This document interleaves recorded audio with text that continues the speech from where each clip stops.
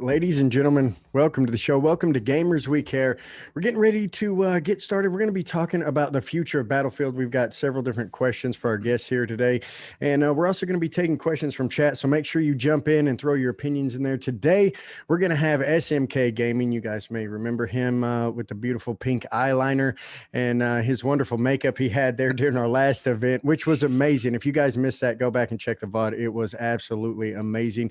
We're also going to have CatalystHD, a content creator, streamer, and Logan the Brawler does the same content streaming. Definitely check his stuff out. I was just looking through his YouTube, and he's got some really good content there. So be sure to check it out.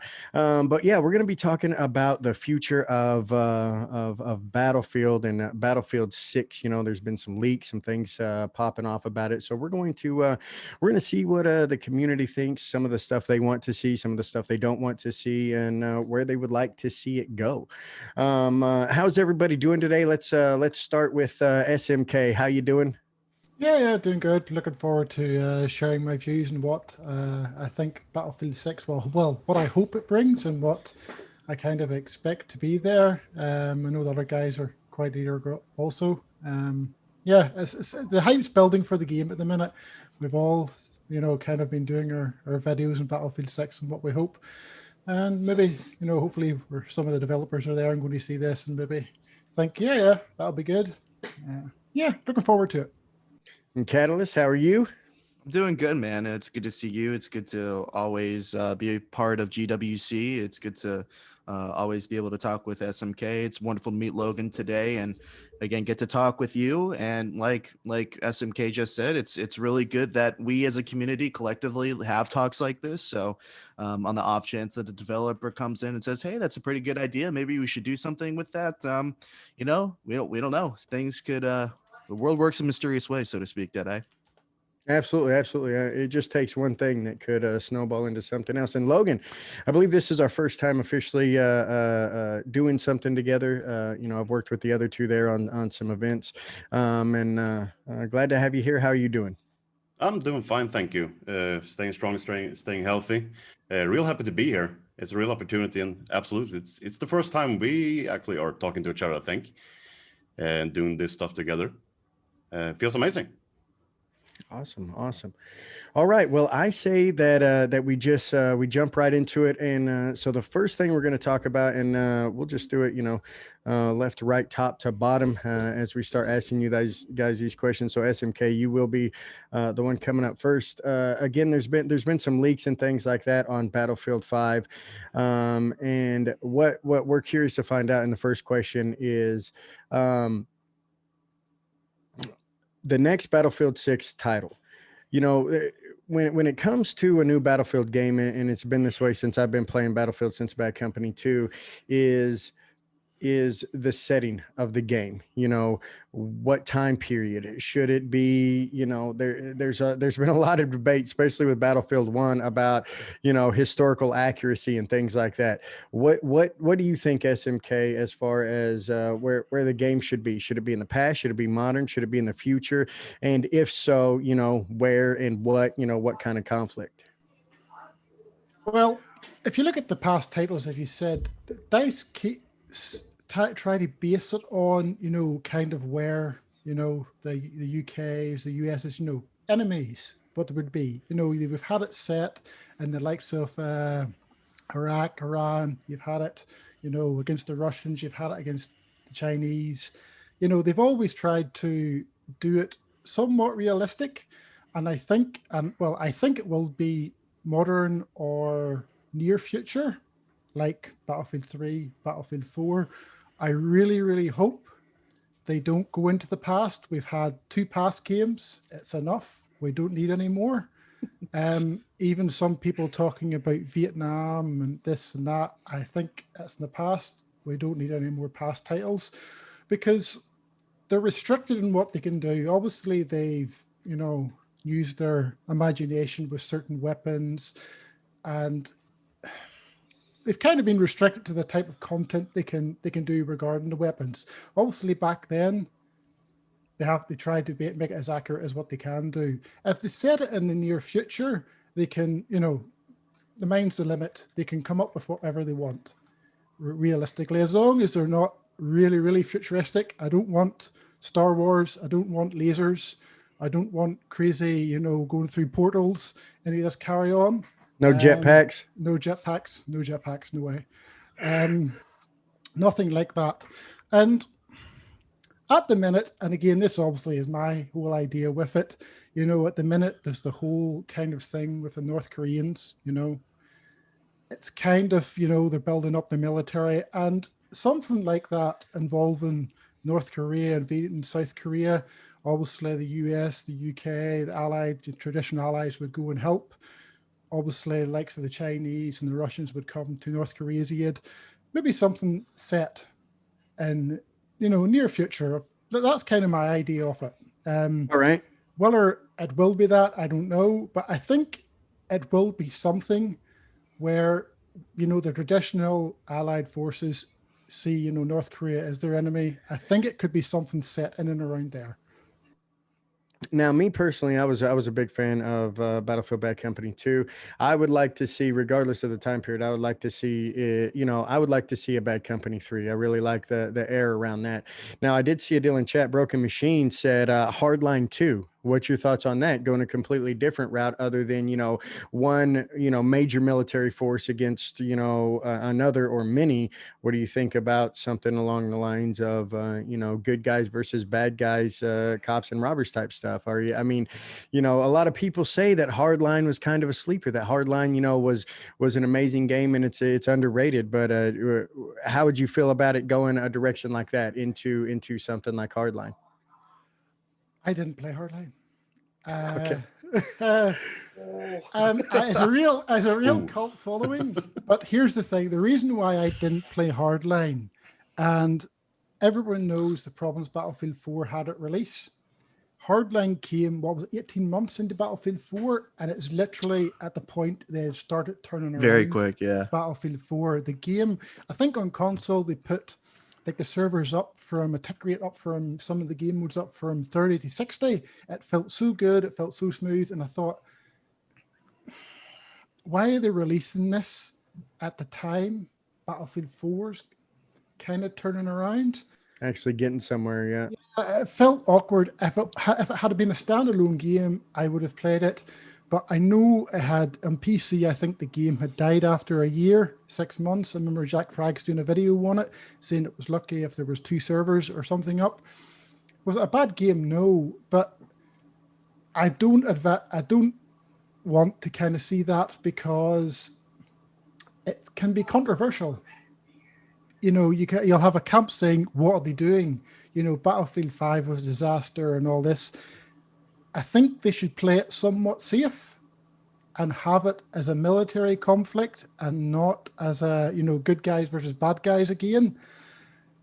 Maybe on down the line, but the thing is, for me, they need to get this game right. I think all the other guys will be the same. They have to get it right. If this game flops, if it doesn't have a good release. You don't think they could handle another hard hit? Yeah, it's like... obviously with their games they've had, Battlefield 1 had a really, really good release. They clearly wanted the game to work well when it released, and that's why we didn't have content for 6 months. But I would rather that than the game go Battlefield 3, Battlefield 4, where it had really, really bad releases at launch. And I think military conflict, obviously the other guys will have their opinions. I think they'll similar to mine. But yeah, I don't think they should go with good guys versus bad guys. Again, cops and robbers. It's good in school, but it's not, yeah. All right. Speaking of the other guys, Logan, what would you like to see as far as the setting of Battlefield 6? Yeah, I would like to see I have a theory. Battlefield 4 was played out in 2020 in the game. It came out 2013 and then played out 2020. That was last year. Now it's 2021. It's a new Battlefield game. Perhaps a kind of a continuation of Battlefield 4. So I want to see a modern setting for the game, slightly into the future. Perhaps lay off the railgun and stuff like that. No flying tanks. Yeah, that kind of shit. It's interesting. I like that. Continuing Battlefield 4. It doesn't necessarily have to be an exact continuation, not the same people. I can't remember. Did everyone? Spoiler alert! But did everyone die at the end of Battlefield 4? I can't remember the story. Oh yeah, I don't remember. Maybe the chat knows. Choose. I believe you had a choice. You had a choice between Irish and Hannah. And then there might have been like a third option in which everybody dies, go full Hamlet on everything. But I think I know that you had the choice, and you unlock different weapon depending on which character you choose. Right. But I can't remember if what killing yourself was an option. Perhaps it was. But I would like to see a continuation, or perhaps some there's kind of leaks, telling us that it's heavy influenced by Battlefield 3. If that's true, I would really like to see that. I like the modern weapons. I don't think DICE or EA can take another hit at the historical war. It got pretty nasty there in the beginning at the launch trailer, and I don't want to see that happen again. Because I really love the franchise, and I don't want it to happen. And it shouldn't be taking us like Battlefield 4. You said you didn't play Hardline SMK because Battlefield 4 had its turnaround. It was exactly the same thing on PC. I played Hardline for like 20 minutes in the open beta. And then I was like, no, I want to go back and play Battlefield 4. This game actually works now. And when they fixed the net coding and everything and bringing in 120 hatch servers into PC, it was like night and day playing. And that's probably the reason that I didn't play Hardline. And I don't want to see a Hardline 2. The first one didn't get that good of a reception from the community. Cops and Robbers, not really. It's not really Battlefield. Wasn't it like Criterion who made that game? Mm-hmm. Yep. Is that a reason? Was it Criterion and it wasn't Respawn? Was it? Did Respawn have a hand in I that? don't remember.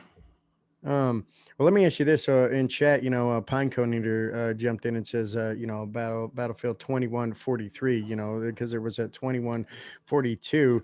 I mean, and let's say for a moment, if they implemented it, farther in the future like that, more futuristic, but they didn't have some of the things that a lot of the Battlefield community doesn't like, and that's why they play Battlefield as opposed to some of the other titles. If they didn't implement some crazy jetpacks or things like that, but you had a very futuristic feel, maybe like tanks and things like that are not replaced but expanded upon with mechs and like Titan suits or something like that. How would you feel about that game in that kind of era? I guarantee I will play it because it's a Battlefield game. Perhaps, I don't want to go back to Battlefield 5 for another 2 years. But no, I would not like that. I would like them to stay on both foot on the earth. All right.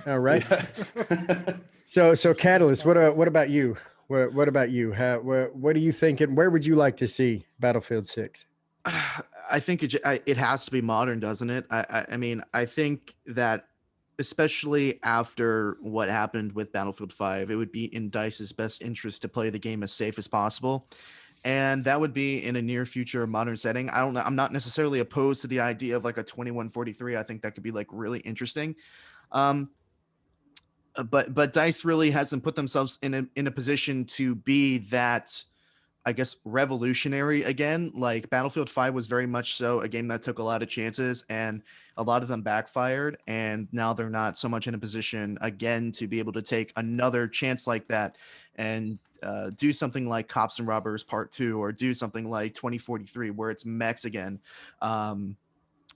So I think, they put themselves in a position where they probably need to create the safest game possible. And I think a lot of people would be of the opinion, I mean, you heard SMK talking about it as well as Logan, that the safest and best option for the good of the franchise would be a modern to near future shooter, either set in a fictional war against North Korea or set as a continuation of Battlefield 4. I wouldn't be opposed to either of those things. It just needs to be a modern shooter in my mind. And, when you take a look at, the past decade or so, when it comes to Battlefield games, you could see DICE's creativity really on display more so with these modern shooters, especially when it comes to story. And that plays more into map design. And you could tell that And lesser so with Battlefield 1. Battlefield 5 felt like a game in which they were very constricted in what they felt they could design, and that impeded a lot of things like map design and weapons and story, even though they did take some liberties with the story and the war stories. But I think it needs to be near future, modern, needs to have a solid, strong, actual single player campaign that they can use for inspiration to create uniquely designed and specialized maps for every single game mode. And if they actually take that and allow their creativity to soar instead of just feeling so constrained with a World War II setting, I think it could have some success. So let me ask you this. Oh, and this one, I'm gonna throw this one in here, and then we're gonna jump on to one of the next main questions. And this will be a yes or no question for each of you. So, what if they went way off? Not way off, but went a completely different direction, and I'm not necessarily saying that I would want to see it, but I think it would be feasible. It would be doable, and it would kind of incorporate a lot of the mechanics, the guns, and the gameplay that Battlefield players have become accustomed to. Imagine like a more of a post-apocalyptic Civil War, maybe a Division meets Battlefield.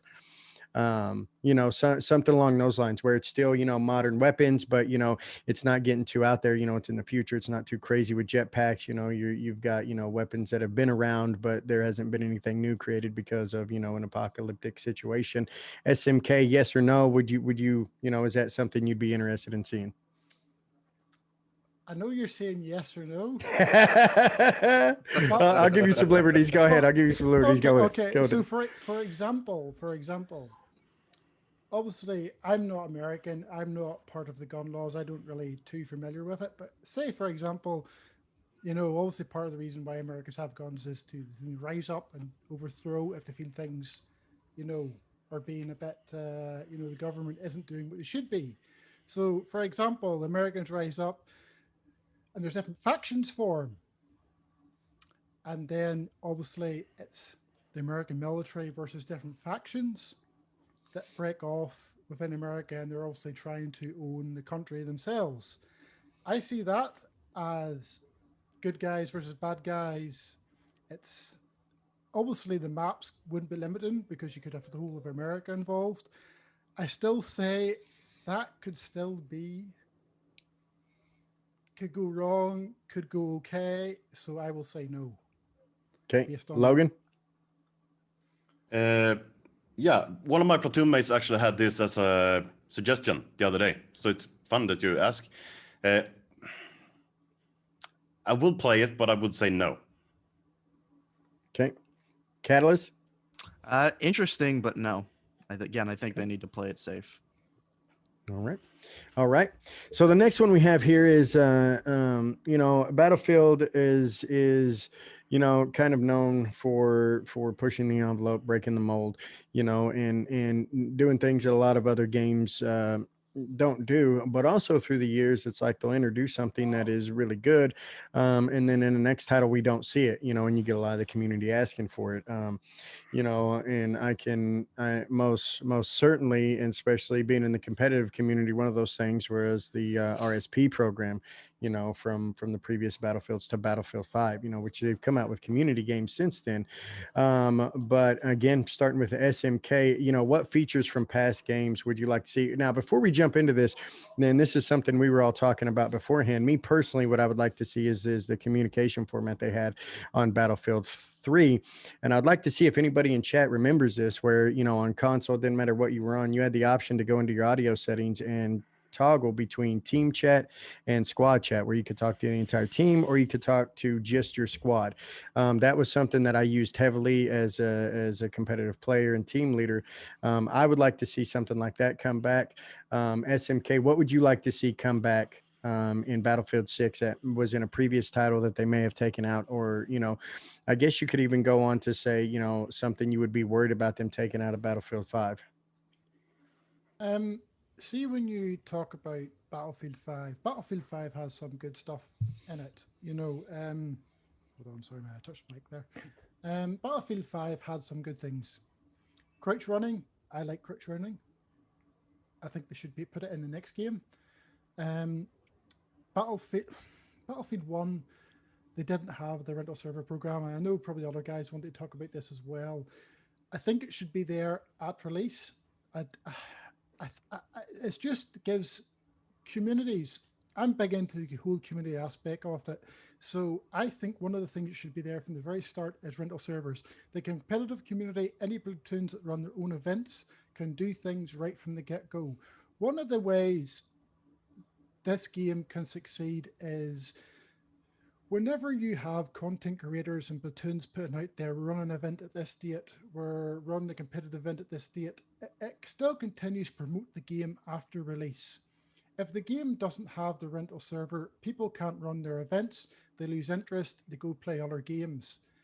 It's nice they eventually added community games, which is free, but that took over a year. I would rather pay to rent my own server at the very beginning of the game. If it's there, I don't mind paying for my own server to run. Like literally, see when they come out end of Battlefield 1, I had all these promotional stuff, all this stuff done, ready to run my own SMK event with prizes and everything, and I wasn't able to do it. I just think rental server program should be there at release. I don't know if there has been. I started on Battlefield 4. I don't think it was there at release at Battlefield 4. Someone correct me if I was wrong. I know it wasn't there in Battlefield 1. And also it wasn't in Battlefield 4 in the beginning. I know that, or Battlefield 1. Yeah. I think it needs to be there. Other features I think that should be there is it wasn't there at the start of Battlefield 1, but at the start of, they eventually added it, I think at the start of Battlefield 6. Battlefield 1 had a feature where you went into the main menu for the game and you seen this community kind of tab along at the bottom. It would have been like some random person's video. Like this person could have 1 subscriber and there's his video on the main Battlefield page showing his kill streak, his only in Battlefield moment. Like, see if that guy had his video there, he would be on Twitter, look, Battlefield has featured my video. As he'd be getting retweets like this, it could be someone jumping out of a plane, shooting his rocket at a plane, blowing it up and shooting a rocket at another plane. People are like, holy crap, look at that, that's amazing. And it's just a way for them to continue to have Battlefield content promoted. They could have, I know it added this at the very end of Battlefield 4. You had it like, so Shadow 6, I'm sure most content creators probably know who Shadow 6 is. He's one of the big guys in Battlefield, takes screenshots and whatnot. They started adding communities screenshots and load up to certain maps. Yeah, to loading screens, yeah. Yeah. I think if someone sees that, they're like, holy crap, add that in. Yep. It doesn't take much to do it, and people are thinking they're going to go onto Twitter, they're going to post it, Battlefield posted one of my videos, I started the load up screen. How cool is this? People will retweet it. Again, it's continually promoting the game after it's been released. I think it's having a community tab where people can go in on the game menu, where the game menu, every person that plays this game. Yep, regardless of platform or wherever. Yep. Yeah, it doesn't matter. Everybody can go onto the main menu and they will see this. Yeah, to interject here, sorry, like what SMK is like really speaking to is just things that help tie the development team and the community together. Small things that just make the community actually be the best community in the world. Because if you're looking at 5, and again, we're not trying to turn into to everybody, let's hate on 5, but there was very little, I feel like, in like a working relationship, it takes 2 people, right? And I feel like the love was there from the players, and they wanted the game to be better. And then there was just a very lack of communication between the 2 parties, and there were no things like posting community tabs in the main screen. There were very few moments where Battlefield was like tweeting out community stuff on Twitter. There was just a very apparent lack of communication between the 2 parties, and there just seemed like, I don't know, feel like everybody was shut off from one another. But this community, not to hate on COD or anything, but I know from my own streams that the Battlefield community it's different to the rest. You know, I don't really see as much community-led events in other games as what I see in Battlefield, and I feel Dice doesn't really. They do the whole hashtag best community in the world and whatnot, but I don't think they really understand like how much the community is involved in their games. Like, see, trying to find screenshots for Call of Duty, like no one does it. See, trying to I have to go do it myself. I haven't seen people take screenshots. People do like this amazing, like I don't know how they get the character models to do some of the things they do. You know, characters doing the dab pose and all that. I don't know how they freaking do all that carry on, but you don't see that in any other game. You don't. I don't know how they do it, but they're willing to invest their time and to do this type of thing. And I think Dice should show more appreciation towards this, and you know, show these kind of things in a community tab within the game. Community tab. Here's some screen art. Here's some videos we think you would like to see. All that kind of stuff. Obviously, this stuff was added later in Battlefield titles, but I think it should be there at the very beginning. You know, Battlefield run their own, like I know like Jeff Braddock and whatnot were like, win yourself a 2080, an RTX 2080 graphics card, send in your video clip, send in your screenshots, all this type of thing. But they should feature that on the main page. Win yourself. So you're saying the main things that you think they should bring back is RSP and the community support in Yes. form of community Yes. tabs and things like that. Yes. I agree. I think RSP should be there from the beginning for that reason. I think communities, the Battlefield community is very unique. I spent a long time in it, and it is unique to a lot of the other communities, and I agree that support definitely needs to be there. Logan, what would you like to see from a previous title that maybe they've taken out, or you know, something that you would like to make sure stays in there, that they don't drop off in Battlefield 6? First things to come to mind is the rental server program, of course. I've been struggling playing. We have been struggling playing 2 events this weekend only, and it's kind of hard in Battlefield 5 to limit kind of things, and you can't switch team. That's kind of a feature we want in this kind of game. But also an anti-cheat system. That's one thing that should be on the top of the list there. I'm not into like Call of Duty stuff and so, but it's hard not to hear there's a lot of cheaters in Call of Duty Warzone and those kind of things. But there's also a lot of cheaters in Battlefield. So that need to be taken care of. Let's see, I had something else here. Team balancer is a good thing to have. I don't know how many times I've been playing Battlefield 5 and, oh, this is fun. Oh, okay, the other team, well, they started losing and, oh, they're dropping out. And, okay, now there are 4 people in their team. It's okay. In the next game, it's got to be balanced. No. No. The next time, maybe you got switched over to them, not for balance, just for messing with you. And now you're 5 people. So yeah, a balancer. Yeah, that, and of course, a rental server program. It's really important to have there in the beginning. I'm not that much of a competitive player. We have set up some games in when they released the community games for Battlefield 5 and so on, 5 versus 5 and squad. What's it called? Squad Conquest. Really fun. Really fun. Well, and there's a lot of people.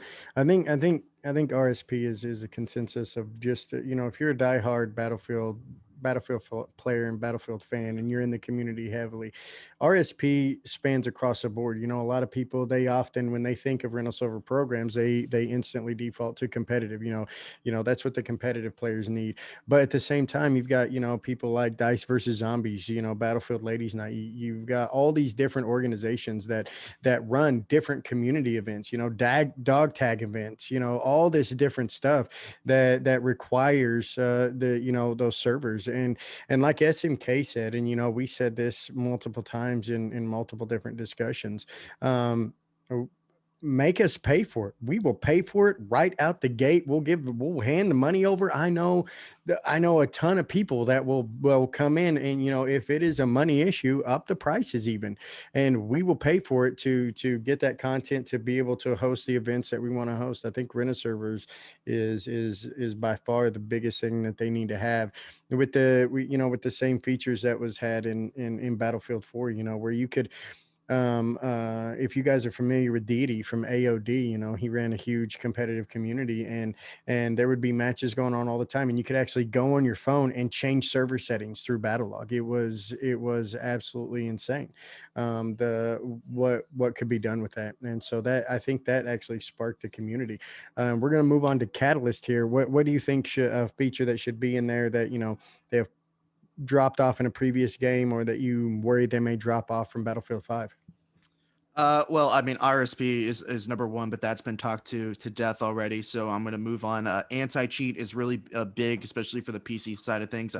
SMK and I are console players primarily, so that was never really a problem for us. But I know it's a horrible, horrible problem for the people playing on PC.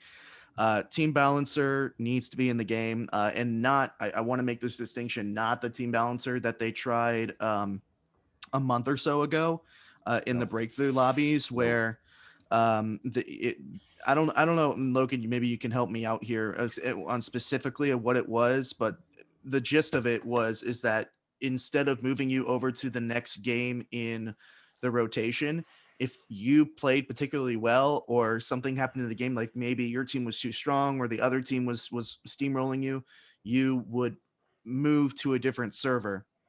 Yeah, it actually split up the squads. Yeah.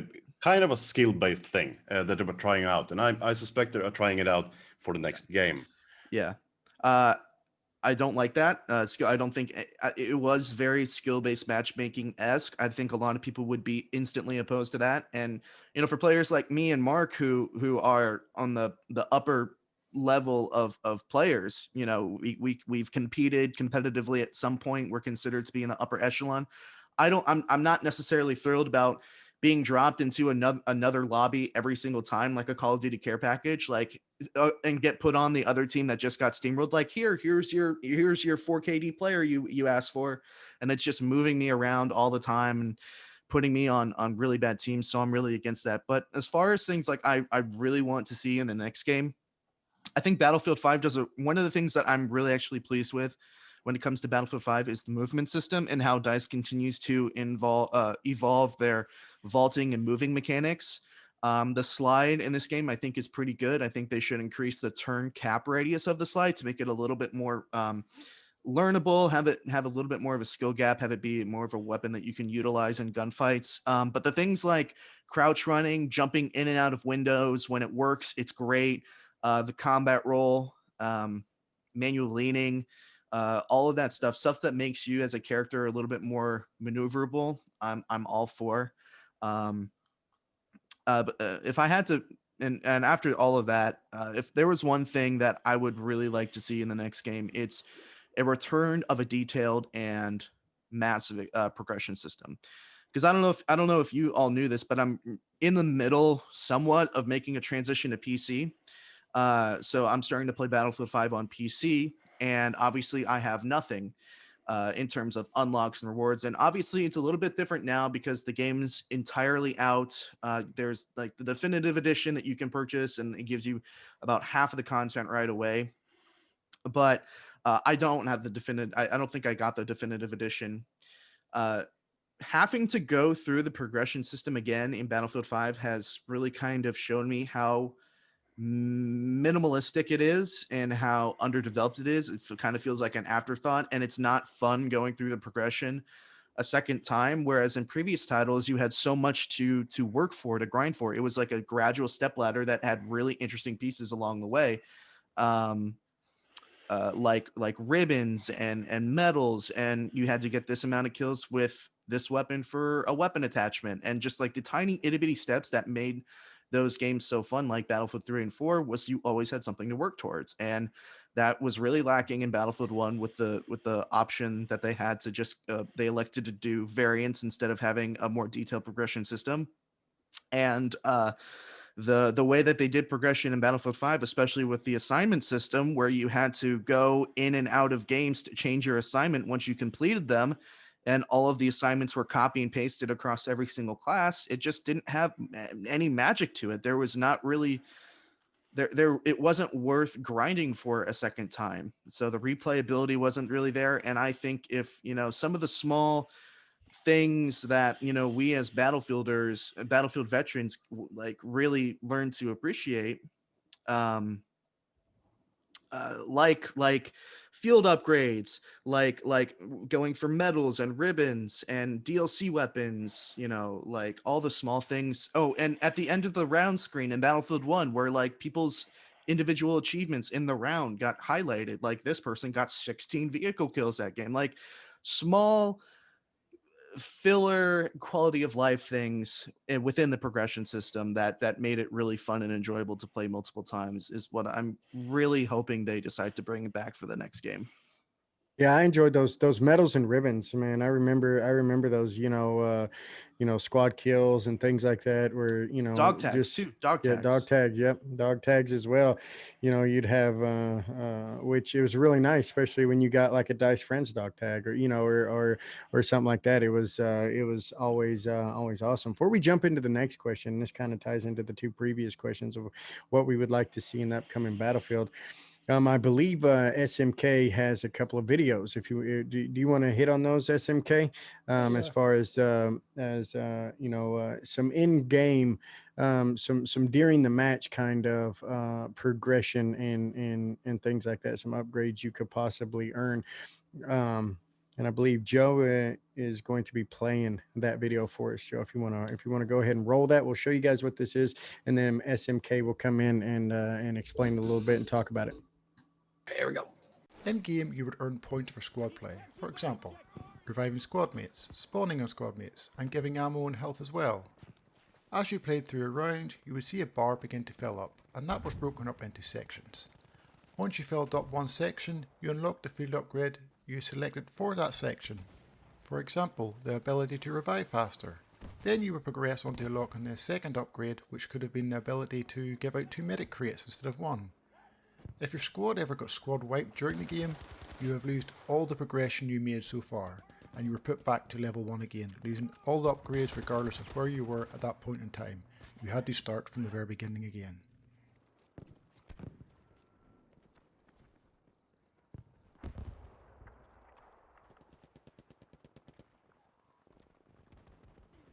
We need an airstrike at this location. Pretty good design, actually. I like that. Okay, where it was on the UI. Yeah. So those that are familiar with Battlefield 4, I would like the return of an upgrade system. And part of the reason for this is I feel it adds to the whole squad play experience. So those who played Battlefield 4, as you played as a squad, you would accumulate kind of this bar. And this was done if you're a medic, reviving people, giving out heals, mid packs, and just generally being able to doing good in the game. If you got squad wiped, you would lose all that progression. You had various different, field upgrades you can choose from throughout the game. And the thing about this was it adds a different dimension to the game. In Battlefield 5, all you were doing was leveling up. You could unlock skins, by doing certain like doing a certain number of headshots, a certain number of hipfire kills from a distance, that type of thing. To me, it got boring very, very fast. But if they gave out different content where you could get different field upgrades, you would have to unlock them throughout it. And I kind of did this cool concept design here you've seen in front of you here, where you could progress through the game unlocking different ones. So I did a whole field upgrade system for like a medic where you had defensive, offensive, and shadow perks, field upgrades as well as perks as you went through the game. And I feel it adds to the whole Battlefield experience. Battlefield, I think it actually was at Battlefield 5, the whole model was play how you want or choose how you play, something along those lines. And what that says to me is it's the whole sandbox experience. And for those that aren't familiar with that, it is play how you want, there's unlimited ways to play the game. You could, yeah, be aggressive. You could be passive. You could be the camper if you wanted to. You could play however you want. And I didn't feel like I got that whole sandbox experience in Battlefield 5. And Battlefield 1, yeah, you had it there, but I feel it was better in Battlefield 4. I think they had field upgrades in Battlefield 3 also. I may be wrong there. I didn't play the game that often, but I think Battlefield 4, this was very good. I went more in depth in this. I think Joe is going to show you another video from me here where I am going to show you more detail of what I would like to see brought into Battlefield 6.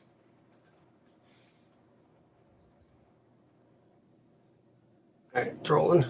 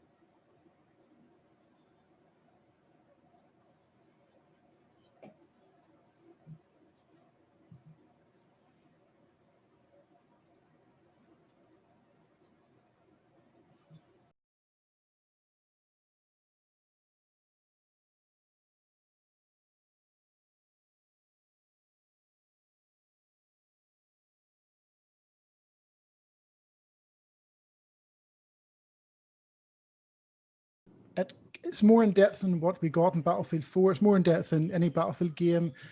This whole tree here is for a medic, defensive. So you would have the whole set of different field upgrades for a medic that has shadow perks and for a medic that is offensive. Likewise for support, assault, sniper, each set would have 3 separate skill trees involving completely different field upgrades. So for example, again, this is all done from scratch. You can see if you look on the left side column here, it's all to do with reviving. The next set is to do with medic crates. The next set is to do with syringes. But when you are reviving, you maybe get perks dealt with, you know, concealed revive and whatnot. So as we go through them here, you know, perform a revive from further away. You could perform it. Obviously, in Battlefield games, you don't have to be on top of the person to do a revive. I think it was quite generous in most games when you were using a syringe or using paddles. Moving on, speed up the time taken to perform a revive. Marking a player for revives conceals them in smoke. Then you go into the second set of trees and it shows you your path. Now, the whole idea behind this is you don't want to create a meta where everyone is running around with the exact same perks on. And some perks will not stack also. For example, if we go all the way across here, smoke is deployed after revive to conceal retreat. If you remember back to the first set, concealed revive, these will not stack. You cannot have your revive concealed and then your retreat is concealed. So if you were to select this one, you will see one is then blocked out. Okay, so it doesn't mean you can choose exactly, you know, maybe what you want. If certain things are going to be overpowered, which I think concealed retreat and concealed revive would be, that option would be blocked out for you. This here is my whole idea behind what the next game could include, because it gives you more progression. Catalyst highlighted on it where he's playing the game for a second time and he's pretty much bored. You know, what's to incentivize someone to go back, start a new account and work their way through it? You know, someone might be constantly playing as medic, but they want to try something out different and they then go play support. They can then unlock these. Every single one of these field upgrades you have to unlock. You'll have your starting specializations, but the better ones you have to unlock. Now, this is under a whole specializations tab. You see the field upgrades here. This here's what, 16 in total. You know, you 16 times 3, that's the total number of field upgrades available to, say, a medic. This here is a defensive, you 16 offensive, 16 shadow perks. Of course, they don't have to be as in depth as this at the start of the game, but every single class has access to this number of upgrades from the start of the game, ideally. And they can add more. As they bring out new maps, new content, they can bring out new ones also. But on top of that, you also have perks. Now, perks are passive. You select one, maybe two, and they're active from the very start of the game. These here are different from field upgrades. Field upgrades you have to work towards as a squad. Perks are always active from the start of the game, and you can never change them once you started a match. The one here I'm going to show, this one was in Battlefield 4. You had 10% armor protection. A lot of people were critical of this because it stopped snipers from be able to one-shot. Well, the 10% armor perk does not provide additional protection from headshots. If you get a headshot, you're skilled, you've had good aim, the person's dead. But if it's a body shot, the armor comes in and you'll require an additional shot. Of course, you can still quickly change to your sidearm, and one bullet should obviously finish them off. I think Battlefield 6 should bring in a better progression system, whether it's this, whether it's medal system that Catalyst mentioned. I would also have whole ideas behind a whole weapon system where you've got different attachments that have their own stats on it. Something like Battlefield 4. I think the next bit of Battlefield game, this is partly why we all think it should be modern or near future, because they can do this. They can bring this in and their minds, their limit. They can choose to do whatever they want. I did do a whole video on this. If you're interested to check it out, it's on my channel. I should have done it fairly more recent than what I did it. It was 6 months ago. No, 10 months ago, actually. But I feel this is the type of progression most people would be interested in. I don't know if you want to ask the other guys what they think of this, whether they think it's, you know, maybe not too in depth, whether they have time to do this, but I think this is something most people would be interested in. Yeah, absolutely. Logan, what do you think? What do you think? I personally, I like it. I think, you know, again, it's something to work toward. And it also allows you to kind of gear your play style, you know, to fine tune your specific play style. You know, over the years, I played a bunch of, you know, I started out doing a lot of sniping, and then I ran engineer for a long time, and then I ran medic for a long time. And each time, I mean, it was a world of difference on the play style, you know, the way you played that class. To be effective in it, you had to play it completely different. And I think these kind of things lend itself to that. What do you think, Logan? I like the idea of this and building upon the thing that were in Battlefield 4 previous. Perks, I'm not a fan of, but yeah, of course, if they're really careful and just play it right, not making anything like break from the start or making something OP, just creating a meme right away. Absolutely, it's a great way. Yeah, I can see this. There was something in Battlefield 5 that kind of it lost its magic when you kind of unlock down everything. You got every weapon to level 10. There's no. I'm just playing for fun with my friends. I never play alone because it's not fun to play alone. It's not a. It's the same experience every time. It's nothing different, and that makes it kind of dull, you know.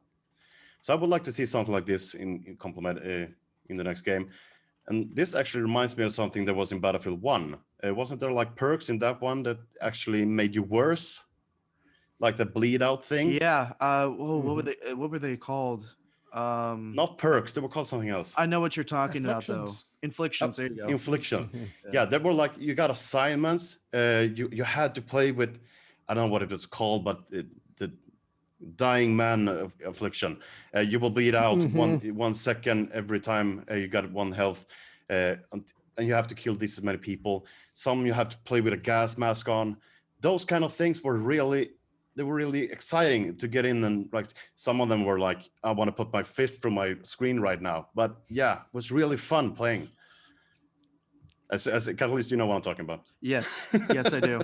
Yeah, And- I remember those. And that makes for great content too. You know, we're Absolutely. all content creators here. You know, somebody, comes by a stream and, offers you, maybe like a donation challenge or something. You know, it's fun to see, and it's another thing to unlock. And I'm sure you were gonna come to me I really enjoy this idea. It bounces off what I was saying about having a more detailed and enhanced progression system with more things to offer.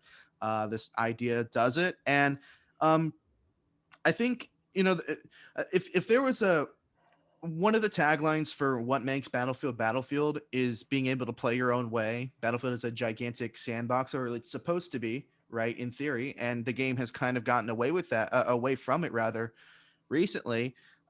This would be a really good way to offer people truly a different way to play for each class. In comparison to what's in Battlefield 5 now, where you have, I don't think it's called specializations. It's called combat roles. There's 2 combat roles per class, and one of them is clearly better than the other one in pretty much every single class, and it's not even close. So it really defeats the purpose of playing a separate way when one is clearly more powerful than the other. Like, why you get a speed boost for marking dead bodies as a medic. That's, in my opinion, much better than Absolutely. combat medic. Machine gunner offers you basically Battlefield 3 levels of suppression without the effect, but it spots them. Sniper combat role, you hit somebody, whether it's in their pinky toe or their shoulder blade, they automatically get spotted. And obviously, spotting in this game is extremely strong. And so I feel like SMK's idea branches off that base idea of combat roles very well and actually implements it extremely well in it. I feel like that's what they wanted to do, but they never fully realized the idea. So like I like that idea. I think SMK maybe should be a creative designer or whatever over at DICE, Oh, because look, it looked amazing. Yeah, it looked really Yeah, good. It looked really yeah. good. Yeah, Yeah. yeah. But yeah, no, I'm all for something like that. It evolves progression, gives you more things to unlock, and if you balance it correctly, I mean, obviously something's going to be overpowered. That's what a meta is. There's always going to be a meta, but Yeah. I would rather take, I don't know, how many boxes did you have, Mark? Like 12 boxes there. I would take 12 options with a tree, like the specializations that we have now, instead of just a 50-50 option between like a machine gunner role that automatically spots somebody when I shoot bullets at them. And I actually really despise the machine gunner role because people just get awarded or rewarded for missing, basically. You Yeah. can have someone behind a rock and you're shooting over the top of the rock and they're suppressed, then they get marked up. So you can see, right, that it's like a weird kind of like pulsating. Yeah, thing. red mark around them. Yeah. And you can tell, right, okay, they've cleared off, they've ran away. So you know they've run away. So you can push them, or you see them pinging and you know they're still there, and you know when they're moving to peek. Yeah. I don't like That's suppression when you miss a suppression an enemy game. marker. The suppression marker, sorry for interrupting. The suppression marker is actually more useful because it tells you exactly where the body of the player is. The red mark over the spot over his head is just okay. Then you know you're gonna aim a little lower than that and get a headshot. But it's really easy to use that suppression, and I'm actually doing it myself. And you don't use if you're not using that perk for your support class. Yeah, the other ones are rubbish. Yeah.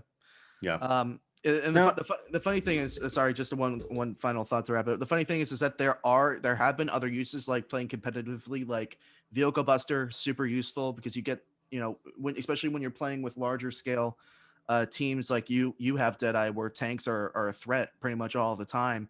Vehicle Buster lets you mark tanks. So like there is some balancing there, but in terms of the public lobby sense, they're not balanced really all that much in terms of what a casual player will take a look at the screen and say, okay, I have this or this. It's 2 options. Like I said, I'll take 12 options over 2, and especially if they're well balanced. All right, and this here's kind of a side note, but our conversation has kind of got me thinking about it, and I don't know, some of you may remember this, and some of you may not. What do you guys? And I want to get all your opinions on this. What do you guys think about them bringing back some more?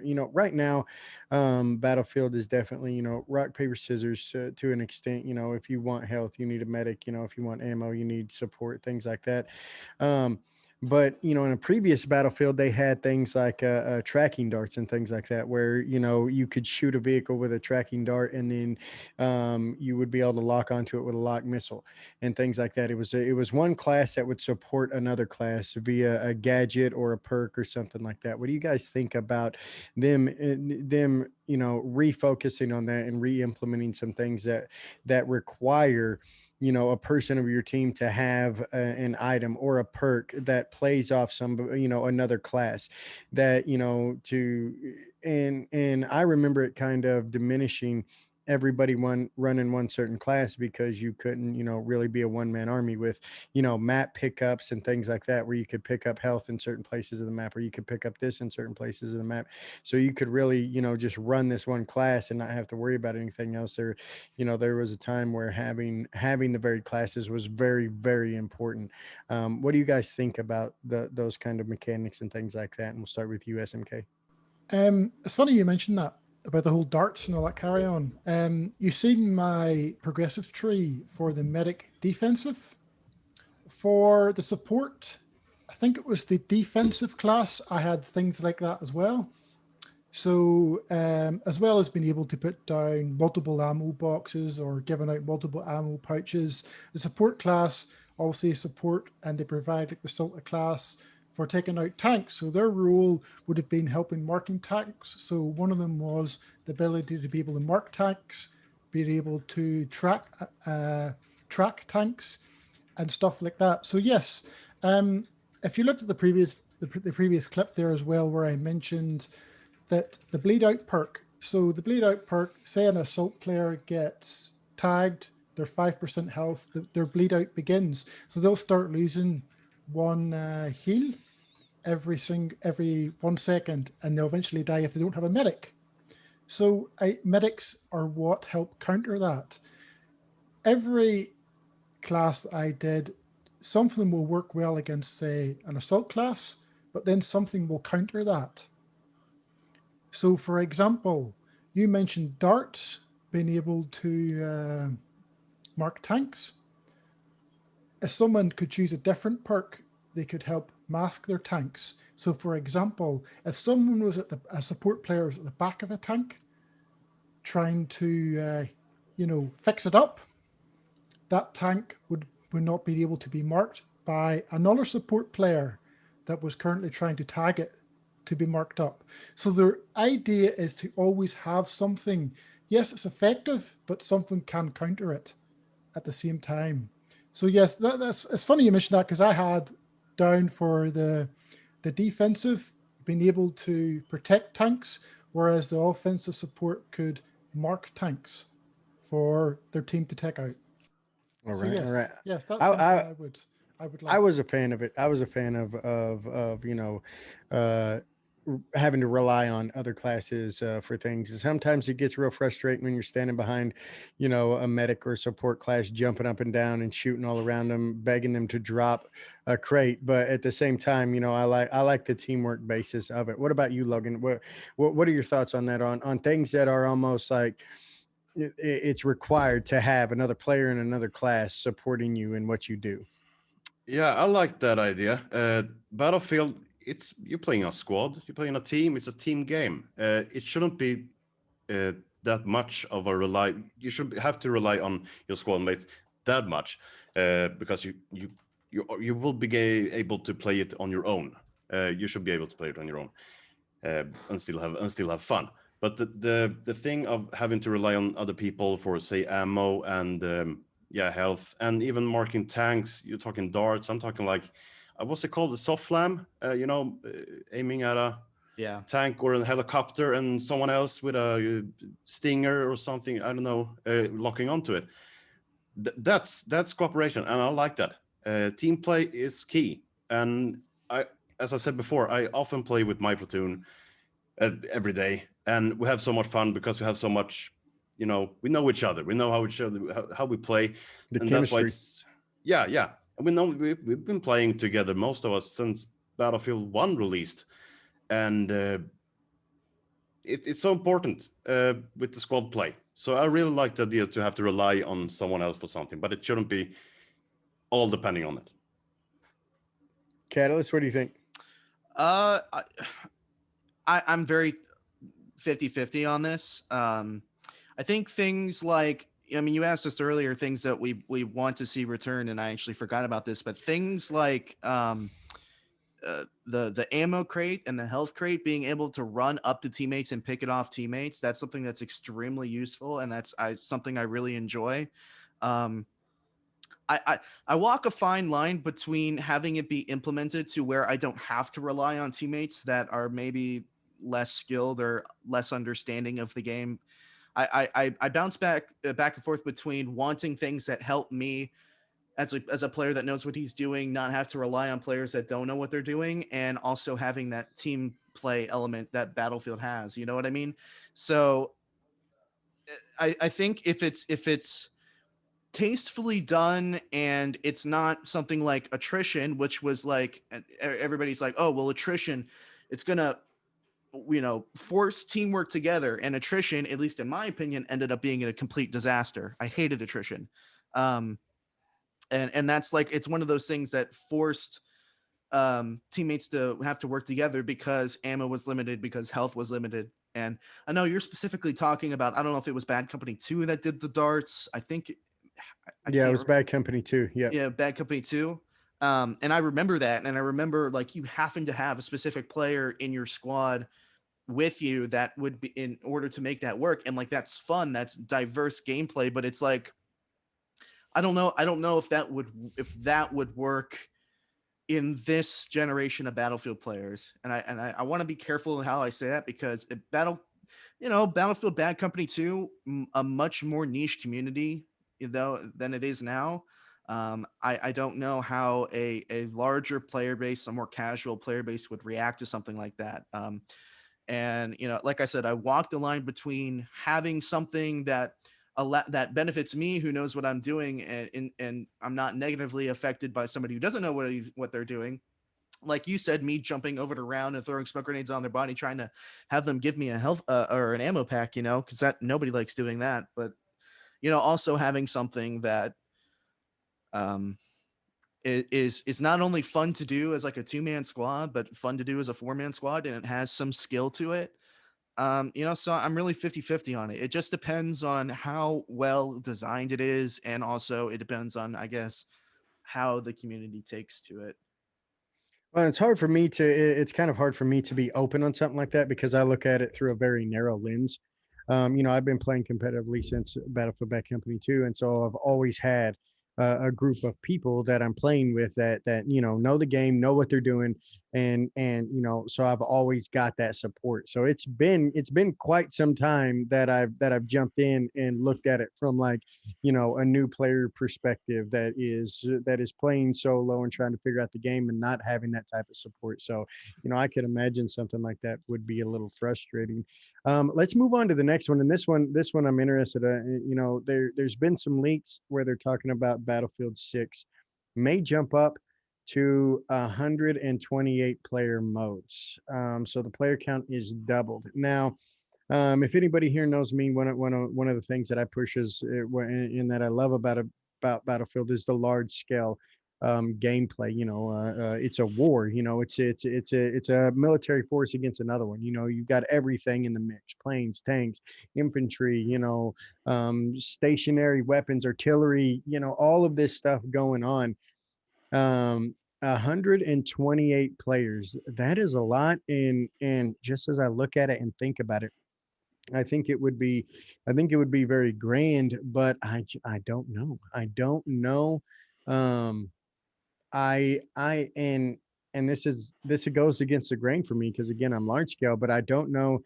One of the things about the previous battlefields, even in the 32v32, if you were going in and you were slaying, you were getting behind enemy lines, or you were pushing in heavy with your squad, you were taking out tanks and things like that, you felt like you were doing something for your team. I personally feel like bringing it up to 128 may, dilute that a little bit to where, you're not actually, you don't feel like you're going toward the same goal as everybody else. And it might get a little, every man for himself, just shoot as many people as you can. SMK, what do you think? 128 players.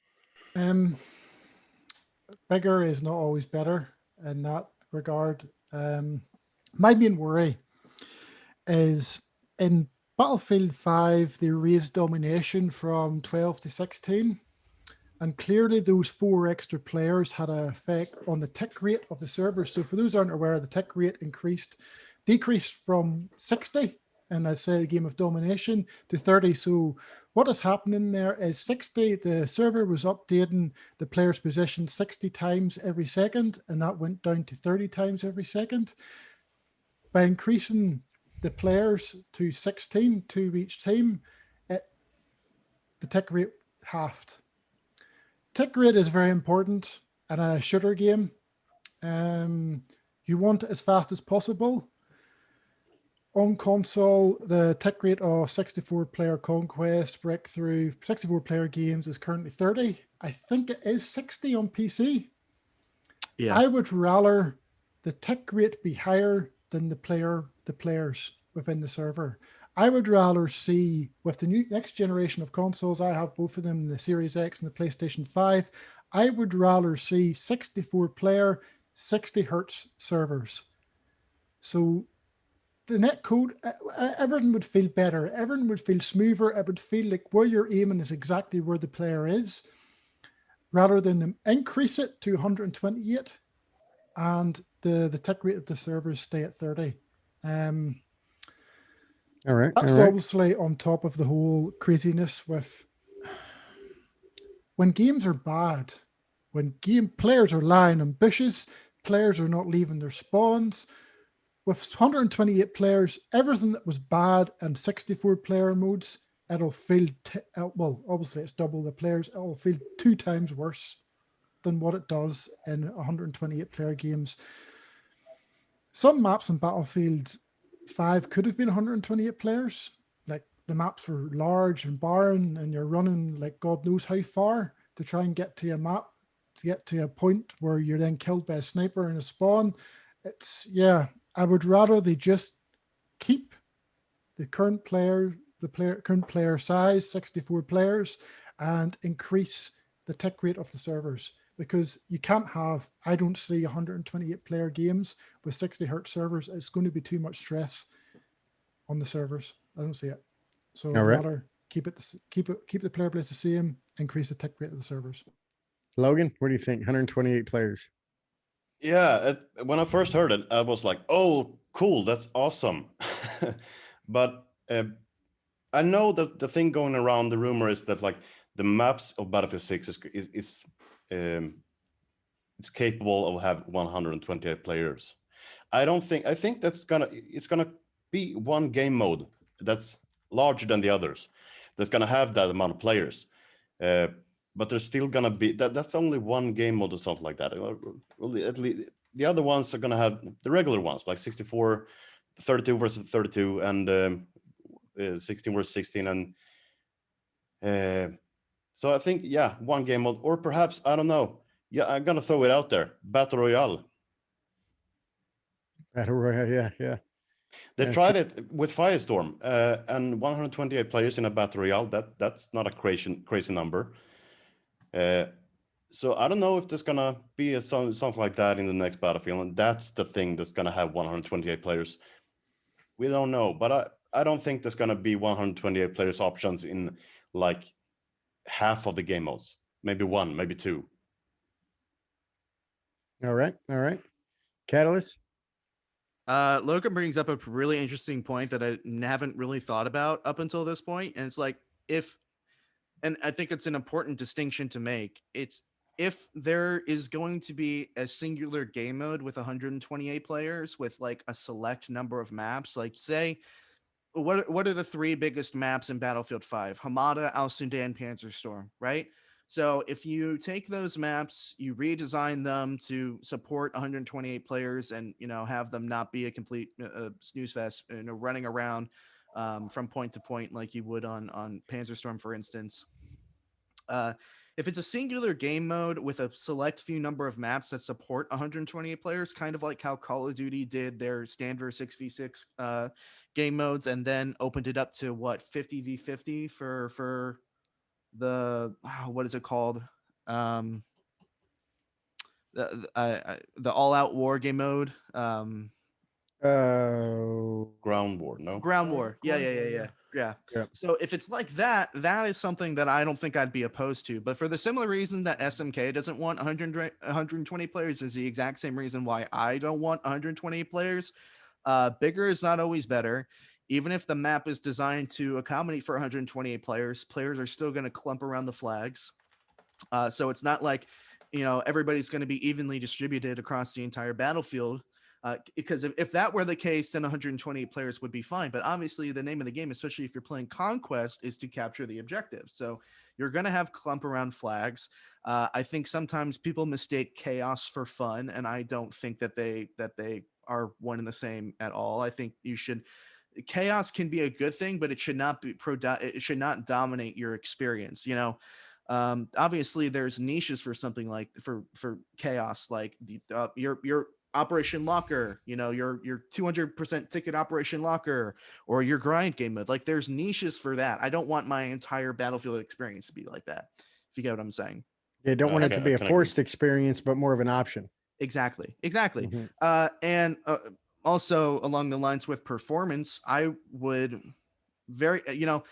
the next generation consoles, and obviously maybe it'll be a question later on whether this next Battlefield game should even touch old gen consoles. But for the new generation consoles, I think it was Carpo who said in the chat that they shouldn't have any problem supporting 120 hertz servers. Battlefield has always pushed the agenda and pushed the field forward in terms of graphical fidelity and scale, and it has always historically trashed the hertz of the server. I mean, console was playing on like 10 to 15 hertz servers on Battlefield 3. And obviously things have gotten a little bit better over time, but like similarly to what SMK said, I don't want 128 players and have like 30 hertz servers, 60 hertz servers, just because the player count is that large. So by all means, like take advantage of the next gen consoles, but don't do it to the point where it just completely destroys the experience. You're saying take it to its limit, but don't take it too far like they have done in the past. Exactly. Take it as far as you can and still maintain, quality and resources. Exactly. Because let's be honest, I mean, Battlefield is probably consistently one of the more beautiful games on the market in terms of graphical quality. So when the gameplay within that is smooth, it just makes things that much better. And if you take a look at Battlefield 5, I remember this being a huge thing early on, but the netcode has consistently been not great. People were getting one framed around walls. Time to death and time to kill were a huge topic when the game first launched, and a lot of that was due to how inconsistent the netcode was. And I'm just very afraid of that happening again if DICE try and push 128 player servers when 64 on 64 sounds great, but if maybe you would do like say 50 on 50, you could still push the envelope, but not to the point where it completely but not to the point where it either downgrades the experience or makes the experience inconsistent. And I play milsims every now and again, like Hell Let Loose and Postscriptum, and obviously those are gigantic maps. And Hell Let Loose is 50 on 50, and sure there are your down moments, sure there are times, and obviously there are completely different games in terms of mechanics and time to kill. Yeah. But the point where I'm getting towards is that 50 on 50, and you take a look at the gigantic map that Hell Let Loose has. even around objectives, there's still a lot of action. There's a lot to do. Bigger isn't always better. You can definitely get away with having less players overall, and still having a good game, and a large scale Battlefield-esque title, I think that people are craving for. So I would say 50v50. Sure, I'm willing to give that a shot because I know it's not going to stress the servers as much as it would be if it's 128 on 64 on 64. All right. And you did foreshadow one of the questions, the next question, which is should the new Battlefield, there's talk that they might not put it on on the older consoles. What are your thoughts on that, SMK? What do you think about actually, let's go in reverse because Catalyst had just hit on it. What do you think about that, Catalyst? Do you think that they should not, or do you think No, you think they should not. They should not. I think you need to fully focus on having a quality next gen experience. You can, I mean, maybe this is a bit of a cheap shot, but look what Cyberpunk is going through right now. This game was massively anticipated, and obviously, the argument obviously is that that game was not ready to launch. But the amount of bugs and glitches and graphical downgrades for the PlayStation 4 and Xbox One versions of that game, it's like, why would you even waste the resources to make a port for an older console? That's going to waste your time. Obviously, you're diminishing resources that you could be spending on making sure that the next gen version of the game is everything that it needs to be. And if Battlefield 5 hadn't just come out like in 2018 and we haven't, and if we had not lived through this entire experience as a Battlefield community in which it was not an well received game, yada, yada, yada. Excuse me. If we hadn't gone through that, I'd say, sure, maybe, take the time to keep the community, everybody involved. But I think it just needs to be next gen and PC. All right. I actually saw I believe it was a meme, and it was a picture of a hamburger sitting on the table from like Battlefield 3 compared to a hamburger sitting on the table in Cyberpunk, and it was Yeah, just like, dude, ridiculous. wow, it was insane. Yep. Logan, what do you think? What do you think? Do you think they should bring them to previous consoles? No, I think not. And if they do, they're repeating the same thing they did with Battlefield 4. Didn't they struggle a lot with having it out for two generations consoles at the same time? I think so. I don't think they. Perhaps they want to sell copies. They're a company. They want to make some money, of course, and that's the main reason I think they are going to make. I think they are going to make copies for the game for both consoles, both generation console. But I don't want them to. I want them to focus on the game, making it as good as it can be. And I don't know, they got a whole year in front of them. They got a whole extra year. Maybe that year is for people maybe having the time to buy the new consoles, and that's why they got a whole year. One bit of it. I think they are going to make it for two generation consoles. Maybe not the only reason by selling copies. Maybe people want to play, but one of the reasons is sell copies. And that's not good, but I don't want them to. So that's where I'm standing. All right, SMK, what do you think? You think it should come to all platforms or no? Okay, so my answer is going to be very different here. I think they are making the game for not next gen, current gen, the PS5, Xbox. They should make the game for that console. If they're going to do 128 players, okay, they make 128 players, whatever. But I feel they should still release a version of the game on the old consoles, the PS4 and the Xbox One. And when I say that, I don't mean if they're doing 128 players, they shouldn't have 128 players. They should try and keep it the same as it was in Battlefield 5. You have your 64 players, you have your 30 hertz servers, and it gives them the option to be able to play the game, because people are still struggling to get the new consoles. EA will want to sell as many copies as possible. I feel it will be on the old consoles, but I hope it's made for next gen. They can still make a version, whether it's DICE making it or where they give it out to another studio or someone else like they did with Firestorm, and they have it and they kind of effectively have to kind of dumb it down to make it work. I feel with Battlefield 4, obviously in 2013, they had that issue, but it was the same version of the game. They had, 64 players on PS3, Xbox 360, and it was too much for the consoles to cope with. And then whenever you went and played it on PS4, the game was broken. People kept getting kicked from servers. Like, I think I had a 33% quit rate on Battlefield 4, and that wasn't because I quit the game. That's because I kept getting kicked from the servers over and over again. Every third game you're getting kicked. I feel they should have a version of the game, even if it's not 128 players. Just try and keep the tick rate of the servers the same, keep the player numbers the same. You could still add in crossplay, so they could have crossplay between Xbox One and the PS4, but not with PC and the next generation consoles, because the player numbers would be different. The tick rates of the servers will be different. You can't play in the same servers unless PS5 players and Xbox Series X players want to play on 30 hertz servers. I feel you should have a version of the game on last gen, just simply to help the game sell, and then offer those people, okay, you want to upgrade, okay, to upgrade for next gen, it's £10, $10, $15, whatever.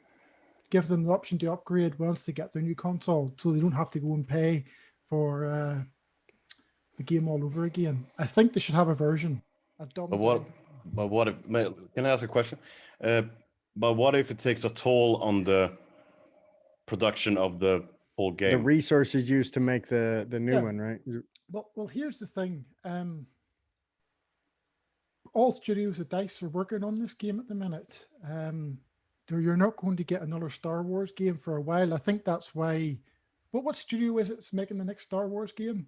I think DICE aren't making a Star Wars game. Ubisoft is, and it's one of the Ubisoft studios. Yeah, I think that's why they've got that, because DICE aren't going to be making a Battlefront game for a while, because that studio, who else makes? And all their studios are working on this next game, and that's a good thing, because I feel they're dedicated and they're thinking this needs to work. They ended support of Battlefield 5 early. They've put everything into this. I think so they've effectively going to have had support for Battlefield 5 ended, what was it, May or June? So they've had all studios working on this. Do you think we're gonna be all right? I think it should be all right, but I think if they're going to be making it for PS4, I think they may have done what they did with Firestorm, and it'll be another studio that'll port it across. Personally, I think that's what they have done. I think DICE will be making the game for PS5, Xbox Series X. All the little bits of information you've seen with was it E3 where they mentioned DICE is dedicated to making all-out warfare for next gen, all that carry on. But I still think it will be on last gen, whether it's DICE that's making it or whether it's another studio. I still think you'll get a version of it on next gen. Well, gen. I think that they probably will make it for previous gen, just because of the money, because they want the money. It's been my experience from what I've seen, and not necessarily from DICE, from EA. I think EA will push it more than DICE will, to put it on the previous consoles. This is my thoughts. I think if they really want to come out and they want to blow things out of the water and they want to make another great Battlefield, they need to 100% focus on making it for the next gen, and that's it in the beginning. Once it comes out, and then they can play on FOMO, fear of missing out. They can bring it out, show how amazing it is on the next gen, and then say we're going to release this on the previous gens now. And so you create the best possible experience on the next gen, and then they can spend those resources and times rolling things back that they need to put it on the previous consoles. And then they've got a second waves of sales going on, because they've already built the hype for an awesome game that they're building for the next gen consoles. Looks, plays amazing. Hopefully, obviously this is speculation, but if they put all the resources into making the best possible next Battlefield on the most recent hardware advances that we have, and then once that comes out and they get some shock and awe of it, roll it back and release it on the previous ones. That way, kind of like something that Logan, was worried about was, losing resources to try to create something, for the previous. You're not doing that, especially when it comes out, and that'll create the overhead that you need to be able to roll it back. Because if you put all your resources into it and make sure that it's the best that it can be on the current hardware, and then step back, roll it back. Yeah, they're gonna have to wait a little longer to get it on the previous consoles. But I think the trade-off for that would be worth it, as if the game is superior, because you didn't try to focus on both at the same time. So that's my 2 cents on that one. Yeah. All right. I am going to try not to chime on this one too much because we don't have enough time for it left. So and we'll roll backwards again here. What do you think SMK DICE needs to do for the competitive side of things? Obviously I didn't get involved in the whole competitive thing in Battlefield 5, firstly because players were trying to find, it was even harder in Battlefield 5 because in Battlefield 1 you had empty servers lying all over the place. There were servers lying empty, many servers, so you could just, if you wanted to, go pick an empty server, get your 2 teams into it and play your games. In Battlefield 5, servers were only created when a player was matchmaking and they were put into an empty server. So what you had to do was find a server with 1 player in it, go into the server, message that player, look, man, we're trying to get beg him to leave. Yeah, please leave. And of course you got the prick that was like, oh, I want to run around this empty map explore, and they wouldn't leave. And then next thing, or be like, oh, you need it? Now I'm definitely not leaving. You need it? Yeah, no. Yeah, this is your server. It has your name on it. It became a gigantic mess. And then what you had happening, you had people. Okay, so you'd set up your squad conquest server. So your 8v8, so 16 players, 16 player game mode. So what happened whenever you had a player that disconnected? Well, there you have a server with 15 people. Some guys matchmaking for squad conquest, some random then took his place, and then you're messaging him, oh man, we've got a competitive game going on here. Do you mind leaving? No. And he's running around killing all the players. So it was a gigantic mess. So on that, you need rental servers from the get-go to be able to run your competitive games. You don't need a competitive mode from the start. Just get the server. They can sort themselves out, give them the features where they can, whatever they want to do, they can edit the damage modifiers, they can restrict weapons, they can restrict gadgets, they can do all that whole carry on. And you don't need to do it for free. Have it paid. You have your 1 day, your 7 week, your 1 month, your 6 month, your year, whatever the heck you want to do, you can buy it if needed. Just have rental servers there. And of course, if things are going well and they think, geez, the competitive scene's building up, they could, if they wanted to. I had big hopes for Battlefield 5 for the competitive scene. I was part of the Discord that was involved with incursions. I've never seen so much interaction with DICE developers than what I had in that incursions Discord server. They were on it every day. They were taking our questions. They were taking our feedback. And you could actually see in their updates to the incursions game mode in Battlefield 1, they actually listened to us. For example, they included the snap aim assist from day one. We were all like, no, we don't want that. Come on now. Next update, they had it removed. They were saying, okay, fair enough. They were listening to us on map design. They were changing things around. It was fantastic. And that's the kind of level of, interaction from the developers we liked. And obviously we thought, right, this is a testing thing for Battlefield 5. They obviously had plans for it, but I think DICE spread themselves. They were too ambitious and they spread themselves thin. And in the end, they probably made the correct decision to dump it to try and focus on the game. But by that point, things had gone too far. Things were going down the shitter. And yeah, so. Yeah, I was in that incursions chat as well.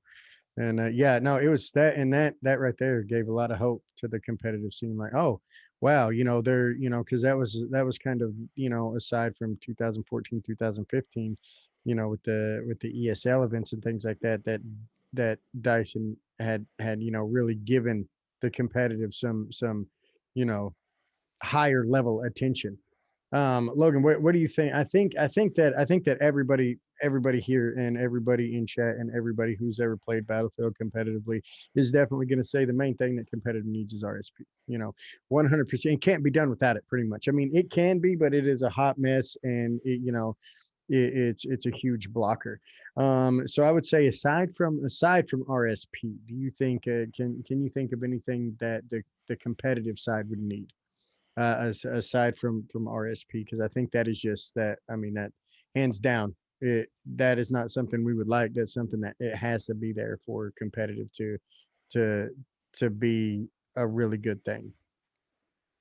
Yeah, yeah, I'm thinking. Of course, okay. You Let's- give it a hard one here.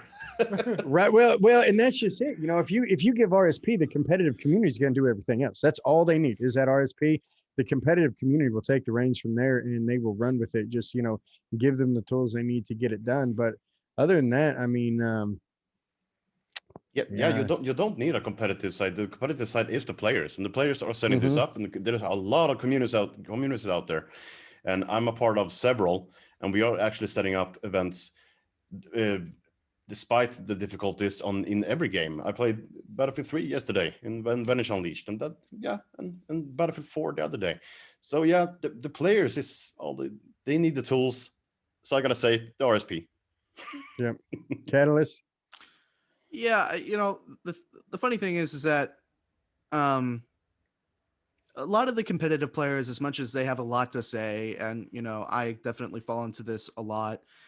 We have big mouths. We're very loud about what we want, and we have a lot of criticism a lot of time because the more competitive you get with something, the more that you take a look at the analytical structure of the game and mechanical side of things, and we pay closer to attention to the even sometimes some minute details about how things work in the game. So we'll be loud, we'll say things, but at the end of the day, what we really just want is the tools to do what we love, and that is compete. So rental servers is super important, and just give it to us, like, and we'll at launch, and we'll do the rest of the work. It can't be half-assed like community games was, because even still now today, and Deadeye, I know that you can appreciate this, even the stuff that they have given us with that gigantic update that came about a year later after they promised they would give it to us, there are still things that you and I could take a look at the settings and say, no, that's not exactly correct. You're kind of leaving us in a gigantic gray area here. Like, one thing that you can automatically say is, like, there's still no player switcher. There's Gosh, yeah, and that simple player switcher player will switcher, murder it. It will kill it. It would just kill it. and for those of you who are not as experienced with actually the functions of setting up a community game, you can't really ban specific things in the server. You can only ban weapon types. So depending on how complicated you want the rule set to be, and opinions may vary. Some leagues and some competitive leagues like to have MMGs in their rule set, and that's fine. Or maybe some people want to ban the Suomi but not ban the Tommy gun in a competitive rule set, but you can't do that because you can only ban specific weapon types and not individual things. So there's certain things that were overlooked that need to be addressed. It needs to be a fully functioning and properly thought out our rental server program. And the other thing that I would say is, DICE kind of needs to have a little bit of faith in themselves when it comes to establishing some kind of competitive, because as you were saying, they're in the Discord, they're talking, they were communicating with us, and then it just, like, that wall, once things started going down the toilet with this game, that wall, like, completely shut off. Like, Mhm. that door closed and there was nothing. And the things that they wanted to implement, like the 5v5 competitive mode, there's a lot of people that will argue that the maps that they brought in that would have been in the 5v5 competitive mode, Provence, Lofoten Islands, Almirage. Al Marj Encampment. Those are some of the best maps in the game currently. They were well designed, they were well thought out, and I don't know about exactly, excuse me, about everything that they would have done with the 5v5 mode, but you know, I think a lot of people felt like there were a lot of broken promises there, and they felt like DICE gave up on the idea that there can be competitive in the game. You know, there was rumored to be incursions at launch. There wasn't. There was this 5v5 game mode that got canceled literally a day or two before it was supposed to be released. Um, and as and the other thought that I had, and I'll wrap it up because I know we're pressing for time maybe a little bit here, but a ranked mode. I wouldn't mind a ranked mode in the game. And especially if you have a team balancer and you start getting into some of the technical things like having elo in games. If you have a ranked mode with the game, you know, that coincides with also having a good team balancer. And I know specifically as myself, because not only was I a competitive creator, I was a content creator for a long time. And there's definitely times when you want to sit down and get better and play against players of your skill level. But there's also times that, like Logan says, you just want to get on with a beer and have fun with your friends and not have to play against, you know, every god tier player on your friends list that joins on your game, you know? So I would really be interested to see if they can implement some kind of ranked mode. Maybe that would divide the community. I think that's probably a potential argument against having a ranked mode, but legitimately, it all goes back to the same idea that you were hitting on, Deadeye. Just give us the chance to actually have these servers, and then we'll do the rest for you. We'll pay for it up front. We'll find out what's fun to play, what's not fun to play, what should be banned, what should not be banned. And obviously, that's extremely subjective. But give us the tools, we'll lead the way, and you won't have to worry about creating the perfect competitive setting straight out of the gate, because we'll do it for you. And then you can get into all the stuff like what Battlefield 3 and Battlefield 4 had when it came to ESL and actually competing at LANs and money and all the stuff that EA has to put together. None of that is going to even get remotely close to happening if the player base doesn't acknowledge doesn't acknowledge a competitive scene, and B, you know, DICE doesn't enable the competitive scene to actually do anything. Yeah, 100%. I mean, if they don't give the community the tools, then there's not a shot. And like you, yeah, you know, on down the line, ESL big tournaments, LAN events, sponsored, you know, things like that. That's all down the line. You know, there are members of the community that yes, that's what they aspire to. But then at the same time, a large majority of them just want to play Battlefield, you know, with their entire team. They love the team aspect of Battlefield. They want to play with their team against another team that they know that other team doesn't have 8 randos on it that's, you know, in a bush somewhere. They know, you know, and I know this from being a competitive player and playing large scale, that was the draw for me. You know, the main draw for me was, I know that my entire team is pushing for this certain goal. I know their entire team is pushing for this certain goal. And now it's not just me, you know, and 3 of my buddies against 16 players or against however many players are actually trying to win. Now it's an entire team against an entire team trying to win. And that was the draw for me. And that's what I enjoyed. And I think, yeah, they need, you know, the competitive scene needs the tools. They will do the work. It's like EA and DICE have all these free employees that are going to do this work for them and find out, you know, and what blows my mind, what blew me away about all of it was they had the formula. They saw how they could do the server program that would work amazingly. And like, if you go back to Battlefield now, almost all you find is rented servers. There's like, you know, that is the only thing that's populated is servers that are owned by people, not by EA and DICE. And Yeah. And that's just a testament to, they're still going today. That's just a testament about how you know, how effective they were, you know, back then and now, you know, now it's hard to see because it's been so clouded with the different things that we've got. So let's move on to the last question here, and this may be different for everybody here. We kind of hit, this is the before the last question, but we kind of already hit on the last question, which was like, you know, do you think DICE could run into a cyberpunk disaster, you know, trying to go to the consoles previously? But I think we covered that quite a bit when we were talking about the previous consoles.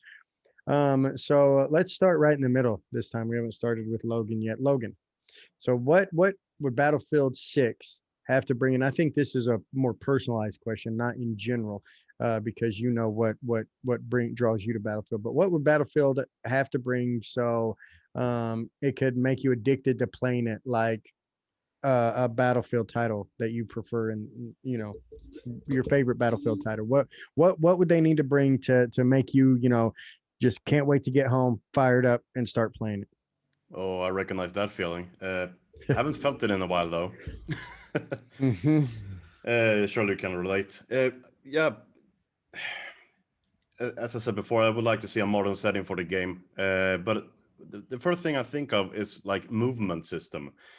It has to be fluid. I played Battlefield 3 yesterday, as I said, and you get stuck on everything. There's no slide. I love the slides. I love how the game feels, how you move, and gunplay is key.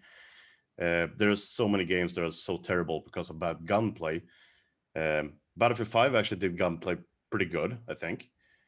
But I like going back to like Battlefield 4, Battlefield 3, and play those games because I miss those kinds of games. So yeah, movement, flow, modern. Yeah, that's pretty much it. And a good play base. I know my platoon is gonna play the next game for many reasons, and it's gonna be so much fun. That's the most point. Let's take it this way. I want to get into the game by myself and still have fun. That's one way of playing. I know many people from my platoon that actually got into my platoon at the launch of Battlefield 5. And they said to me, I was playing Battlefield 1 all alone and I still had fun. This game, Battlefield 5, no. It's much more fun playing with you guys, sitting with you guys on Discord. But you have to get into the game, play alone for an hour and still have fun. That's really important. Okay. All right. I think that's valid. They've got to gear it to where, you can jump in by yourself, play, and have fun. All right. SMK, what do you think? What do you think that Battlefield 6 has to bring that keeps you addicted to the game, that is going to have you wanting to fire it up? Okay. One of the things, and I know Battlefield is all out warfare, planes, tanks, friggin' people going around in quad bikes, all that carry on. But in Battlefield 5, there was only two maps that had, two maps that had no vehicles on it at all. I love my infantry. Yes, I like 64 players. I would like to see more infantry only. Yes, but but 64 players all out with big game modes with no vehicles on it. I know I don't mind tanks, planes. Yes, I don't play in them myself and they can be infuriating at times, but having to go through a rotation for me personally, and it's always infantry, less infantry focused. Some of the best maps for me are the only infantry ones, but I would like to see more of that. And in the rotation, and if they do have them, don't just have them, all back to back. So you have to constantly play through a lot of them. Have them evenly dotted around a rotation. I know in what was it? And later on in the game's life, when it had pretty much had finished off Battlefield 5, they brought out tactical and they brought out strategic map rotations. Yeah. It would have been good if they had have done that at the very, very beginning, where you had those options of playing, more, what was it? Tactical. I think the tactical ones were the ones with the likes of Operation Underground and all the ones that were more infantry focused. Yeah, I like my infantry focused maps. I know some people will completely disagree with that. Every map should have tanks in it. Every map should have planes in it. Every map should have that. But I disagree with that. I think it's okay to want maps that have none of those things in it. Those are the maps that I enjoy the most. And seeing something like that always, brings me back. Yes, you've got Operation Underground coming up, and a couple I'm looking forward to it and whatnot. That's what draws me into it. The infantry only maps. I love close quarter combat. Some people will say, yeah, well, if you like that, go play Domination. I don't want to run around playing Domination, hunting for people that are camping in buildings, because that's what happens in the likes of Team Deathmatch. Domination, I like Domination, but they took it out of the freaking game. I like Frontlines, which was limited in no planes, but tanks. Again, they took that out of the game. So for someone like myself that likes that, you see Domination taken out, you see Frontlines taken out, and you're only left with all these big maps of planes and tanks farming infantry all the time. Yeah, it kind of kills some of my enjoyment. I know. So what keeps you addicted is having the option to go infantry only, but with the same numbers. Yeah. All right. Catalyst, what about you? What gets you addicted to Battlefield? What makes you, think about it while you're at work or out to eat, ready to come back, Yeah. I'm a bit of a complicated case, to be honest with you. I feel like I'm in a very niche part of the community because especially throughout Battlefield 5, competitive Battlefield was the only way that I was able to get my adrenaline rush playing the game. I can relate. Yeah, and it's so if you can relate, you'll understand that like when you're playing the game at launch, everything is fun because there's so much new content and there's always something to do. You're learning the game, you're learning the maps, you're learning the meta, you're learning all the small things that come with the game. But then after that, there's nothing really there. And I got bored pretty quickly, and this is going to sound so egotistical, and I don't really know how any other way to say this. I got tired of topping the scoreboard every single game with like 70 plus kills and maybe like 10 deaths, and it just kept happening every single game, and everything just started to come together as one gigantic blur. There was nothing fresh. There was nothing interesting to keep me playing. And there's a couple reasons for that. There wasn't really any sandbox feel to this game. There wasn't much fun to be had alone. There was no, launching yourself. And I know some of this is reliant on game bugs, but like there's no launching yourself up on a BTR and then smalling a passing jet, with a rocket launcher. Like some things that they're just completely ridiculous that are so fun to try and do. And then also on the other side of things, the lack of like true Battlefield moments. I feel like, especially with the last two titles, the idea of what a battlefield moment is has been kind of misconstrued.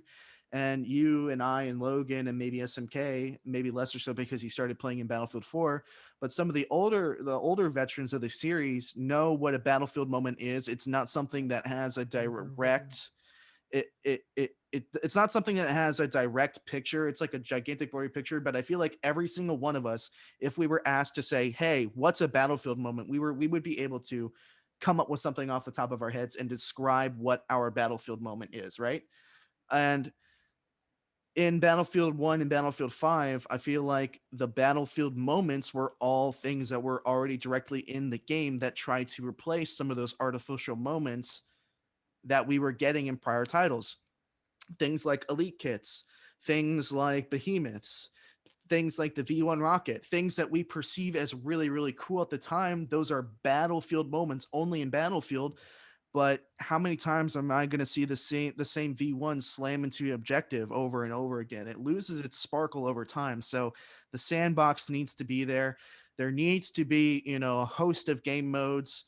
The gunplay needs to continue to evolve and be good. They need to get rid of random recoil. They need to get rid of snap aim assist on console.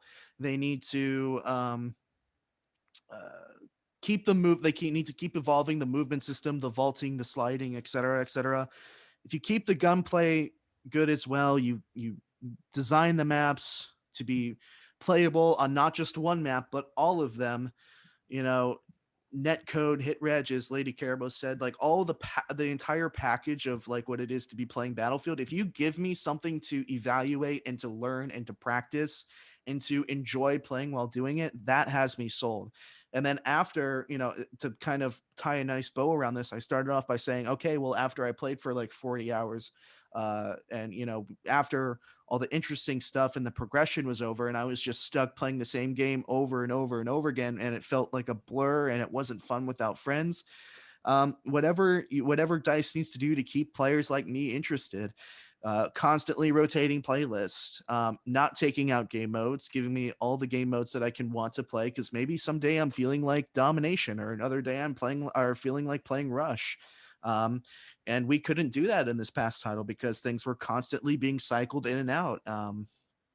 So I don't know. I feel like that's a complicated answer, and I told you I was a bit of a complicated case. I hope I hit on some main points that people can gel with and understand. I know what you're think saying. you did. I know it.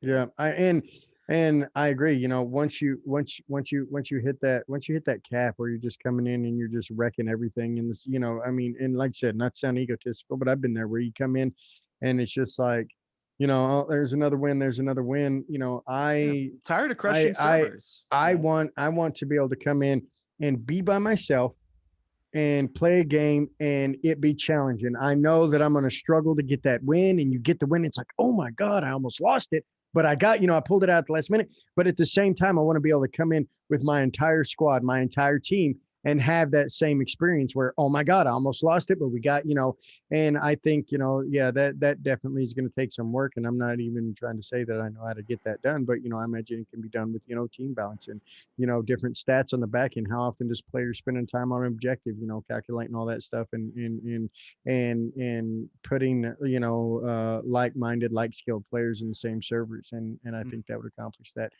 But we are, I think we're a little over time, but that's no problem at all. We're going to close it out. Now, next week, we're going to have Neon on. And I've heard that his armpit hair has grown back just fine. So don't worry if you guys were there for that event. It's all back from the way I understand it. We also saw him was it last week or the week before that? We saw him, he was on the podcast. He was one of the guests with me. SMK, Catalyst, Logan, I appreciate you guys coming on today and throwing out your opinions. And everybody in chat that was throwing stuff out, we do appreciate it. And again, I'm Deadeye. I think we're gonna close it out. Does anybody have any anything they want to say in closing? Make Battlefield 6 good. Just make just make it good. Make Battlefield great again. We got an hour, almost 2 hours of different ways you can do it. So just make it good. Yeah. I mean, it's don't screw it up. Yeah, it's all very evident that as much as we can sit here and like maybe say, okay, well, we didn't like this, and the community and the game is definitely in a downturn. Like, there's a reason that we still all push through it and struggle through it. And it's because we love the idea of what Battlefield is, and we love the idea of the fun that maybe we felt at a previous time, and we want to continue chasing that high. But at the end of the day, we all still love Battlefield as much as we sometimes talk down on it. Like, we just want it to succeed. So. Yep. Yeah. Otherwise, we wouldn't be sitting here talking about this. Exactly. Yep. The Battlefield community has something special. I don't know what it is, but it's special. Yeah. It most certainly has something special. I mean, you know, admittedly, I haven't played Battlefield in a good minute for my own reasons, but at the same time, you know, I still have that passion for the game that you know absorbed 10 straight years of my life. You know, through multiple titles, not just the game, the community as well. It's a unique experience, and I hope that Battlefield 6, you know, really does rekindle, you know, several avenues of that, you know, the community, and the game itself. So, other than that, guys, if you haven't already done so, make sure to jump in and follow GamersWeCare. We are going to be hosting somebody up. Yeah, and I believe it is going to be one of the Battlefield. I believe he's the EU community manager, Mr. Part Welsh.